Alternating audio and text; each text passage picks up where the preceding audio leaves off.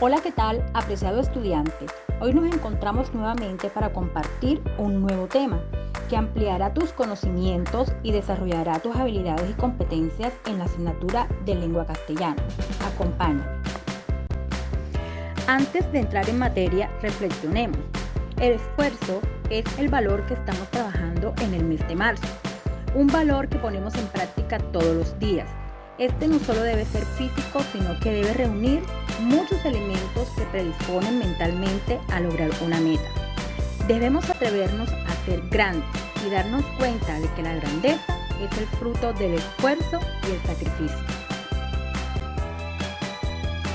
En la guía número 3 de lengua castellana, las temáticas a desarrollar son las siguientes. Hablaremos acerca del texto argumentativo, sobre su concepto, sus características, su estructura y las clases de texto argumentativo. Hablaremos también acerca de la oración compuesta, las clases de oración compuesta, el campo semántico y el sentido figurado. Ahora sí, comencemos.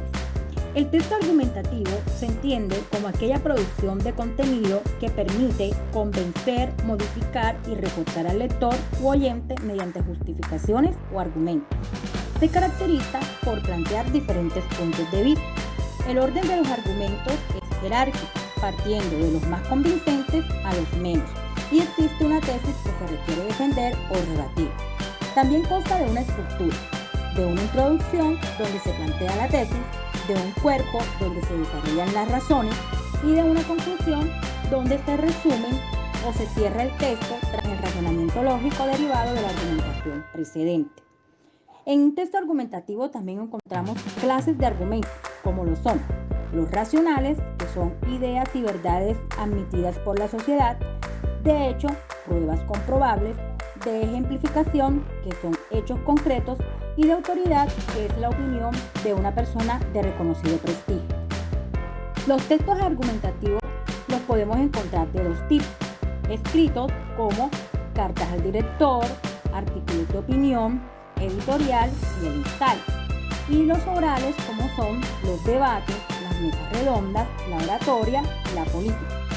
En un texto argumentativo también podemos encontrar otros recursos argumentativos como son la causa, la consecuencia, la generalización, la analogía, la paradoja, la comparación, la ejemplificación, la cita de autoridad y testimonio, la concesión, la refutación, la ironía, una pregunta retórica, hipérboles, entre otros. Continuando con nuestras temáticas de la guía número 3 de lengua castellana, en este apartado hablaremos acerca de la oración compuesta. Se denomina oración compuesta a una oración que tiene más de un verbo. Dicho de otro modo, a una cualidad sintáctica formada por dos o más oraciones gramaticales que se han combinado entre sí mediante diversos nexos o elementos de relación. ¿Cuáles son estos elementos de relación? Pues son las conjunciones, locuciones conjuntivas, adverbios y pronombres relativos. Antes de continuar avanzando en torno a la oración compuesta, recordemos algunos conceptos claves como lo son las definiciones de algunas categorías gramaticales que se encuentran en las oraciones compuestas. Estos son los sustantivos, palabras que designan elementos materiales o inmateriales que hay en la realidad, por ejemplo, el libro, la mesa. Los adjetivos, que son palabras que acompañan a los sustantivos y designan sus cualidades. Ejemplo de esto: casa blanca, perro bravo. Los adverbios son palabras que complementan a los verbos, a los adjetivos o a otros adverbios. Y el verbo, que son aquellas palabras que se utilizan para expresar acciones, estados, actitudes, condiciones, sucesos o existencias. Por ejemplo, vamos, estuvieron, correrás. Otros conceptos de categorías gramaticales para tener en cuenta son los siguientes. Pronombres son palabras o partes de palabras que pueden sustituir sustantivos. Artículo es la palabra que acompaña al sustantivo y siempre va delante de él. La preposición es una palabra invariable que sirve para unir o relacionar palabras de manera que una pase a ser complemento de la otra. Y conjunción, que es la clase de palabra invariable que tiene la función de unir distintos elementos dentro de la oración. Continuando con las oraciones compuestas, hablaremos de sus clases, entre las que tenemos las oraciones compuestas por coordinación. Es la unión de dos o más oraciones que tienen el mismo valor funcional, se unen entre sí por medio de conectores que hacen explícita la naturaleza de esa relación. La oración compuesta por subordinación es la unión en una oración compuesta de dos o más oraciones entre las cuales existe una relación de dependencia. Esto quiere decir que hay una oración que se considera principal y de ella depende otra. Las oraciones yuxtapuestas, cuando entre ellas no existe nexo alguno, pese a lo cual podemos interpretar que la relación entre ellas es del mismo tipo que la que hay entre las coordinadas o las subordinadas. Dicho de otra manera, son oraciones compuestas por coordinación o por subordinación, pero entre ellas no hay ningún nexo explícito. La oración compuesta por coordinación se divide en oraciones compuestas por coordinación copulativa. Expresan relaciones de simple suma de juicios o ideas expuestas por el que habla. Se caracterizan por la presencia como elemento conector de las conjunciones copulativas. Las oraciones disyuntivas expresan una distinción. El hablante que las emplea intenta expresar la necesidad u obligación de decidir entre dos o más opciones, por lo que en la relación que establece entre los términos, juicios o ideas que expone, necesita excluir uno de ellos de los demás. Y las oraciones compuestas por coordinación adversativas, a diferencia de la clasificación anterior y de la expresión de coordinación en un discurso, las oraciones compuestas por coordinación adversativa expresan una contrariedad. Tienen conjunciones propias con las cuales aparece más clara la contrariedad de esto. Las oraciones subordinadas sustantivas son aquellas que realizan dentro de la principal las mismas funciones que un sustantivo dentro de la oración simple. Ellas no designan personas, animales, lugares ni objetos físicos, sino nociones más abstractas, en particular hechos, contingencias o estado de cosas. Podemos definir las oraciones subordinadas adjetivas como subordinadas de relativo. Estas están encabezadas por un pronombre o adverbio relativo o bien por los grupos sintácticos que estas voces forman. Estas clases de oraciones subordinadas adverbiales se refieren cuando un adverbio de lugar, tiempo, modo, circunstancia es reemplazado por una preposición. Continuando con las oraciones subordinadas, hablaremos de las adverbiales de lugar. Estas oraciones usualmente van introducidas por el adverbio relativo donde. Ejemplo, el deber de un hombre está allí donde es más útil. Las oraciones subordinadas adverbiales de tiempo tienen como función situar temporalmente la acción principal en relación con la subordinada.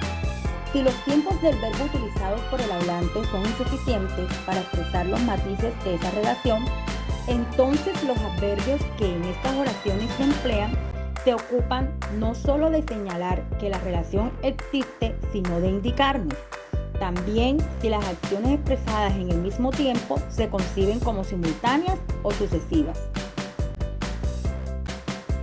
Para concluir con las oraciones subordinadas, hablaremos de las adverbiales de modo, que son aquellas en las que el interlocutor expresa circunstancias de modo en relación con la oración principal, es decir, relaciones de comparación y relaciona modificaciones modales de la acción verbal, es decir, conceptos adverbiales. Esta comparación que es empleada en estas oraciones denota siempre igualdad o semejanza. Otro de nuestros temas de la guía número 3 de lengua castellana es el campo semántico. Hablaremos de su concepto. Es un grupo de palabras que pertenecen a una misma categoría gramatical, sustantivos, verbos, adjetivos y comparten entre ellas algunas de sus significados o semas. Por ejemplo, el campo semántico de instrumentos musicales está formado por guitarra, violín, flauta, piano, trompeta, viola, trombón, arpa, tambor, ya que comparten un mismo significado. Son instrumentos musicales y pertenecen a la misma categoría. Son sustantivos. Para cerrar los temas abordados en la guía número 3 de lengua castellana, hablaremos sobre el sentido figurado. Los escritores emplean el lenguaje figurado para crear imágenes en la mente del lector. Estas imágenes ayudan a interpretar y comprender mejor lo que el autor está diciendo. El lenguaje figurado cambia el significado literal de las palabras para darles un alcance que va más allá de lo común. Este uso figurado de las palabras es una de las vías principales, en muchos casos divertida, del enriquecimiento de la lengua. En otro apartado vamos a hablar de algunas de las más importantes figuras literarias utilizadas por los escritores. Figuras literarias. Elementos importantes dentro del sentido figurado. Veamos a qué se refiere. Las figuras literarias, también conocidas como figuras retóricas, son formas no convencionales de emplear las palabras para dotarlas de expresividad, vivacidad o belleza, con el objeto de sorprender, emocionar, sugerir o persuadir. Las figuras literarias son típicas del discurso literario y de sus distintos géneros, como son la poesía, narrativa, ensayo y drama, en los cuales el lenguaje es un fin en sí mismo y es transformado para potenciar sus posibilidades expresivas. A continuación, hablaremos sobre las clases de figuras literarias más utilizadas en el lenguaje literario. Estas son: la analogía. Consiste en un grupo de figuras que establecen una relación entre varios conceptos basándose en las semejanzas entre ellos. La comparación o símil. Consiste en relacionar dos ideas, objetos u objetos de una idea que se parecen entre sí. En la comparación o símil tienen que utilizarse enlaces comparativos o palabras que expresan semejanza, como, cual, tal, así, parecido a. La metáfora las podemos encontrar en la literatura y se utilizan para establecer una relación entre dos términos semejantes y alguna característica o cualidad que existen entre ambas. Es como cuando hablamos en doble sentido. En la metáfora hacemos referencia poética a esa característica que queremos resaltar y decimos lo mismo pero de una manera más bella.